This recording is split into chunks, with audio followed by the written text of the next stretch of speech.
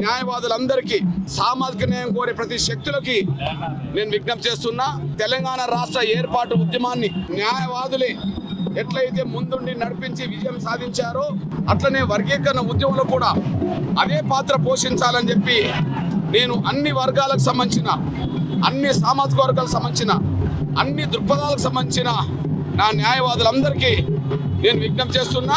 తెలంగాణ రాష్ట్ర ఏర్పాటు ప్రక్రియ ముందుకు సాగుతున్న దశలో ఎట్లయితే సీమాంధ్ర భూస్వామ్య పెట్టుబడిదారు వర్గం అడ్డుకునే ప్రయత్నం చేస్తే వందలాది మంది చనిపోవాల్సిన పరిస్థితి తెలంగాణలో వచ్చింది. వర్గీకరణ విషయంలో సుప్రీంకోర్టు తీర్పు కూడా అమలు కాకుండా అడ్డుకునే శక్తులు ఆనాడు లగడపాటి ఎట్లయితే తెలంగాణ అడ్డుకునే పాత్ర పోషించిండో ఇప్పుడు వెంకటస్వామి కుటుంబం వివేక్ నాయకత్వంలో అదే పాత్ర పోషిస్తూ వస్తున్న సమయంలో వర్గీకరణ జాప్యం జరుగుతుంది. ఆ ఆవేదన మాదిగల్లోనూ సమాజంలో ఉంది.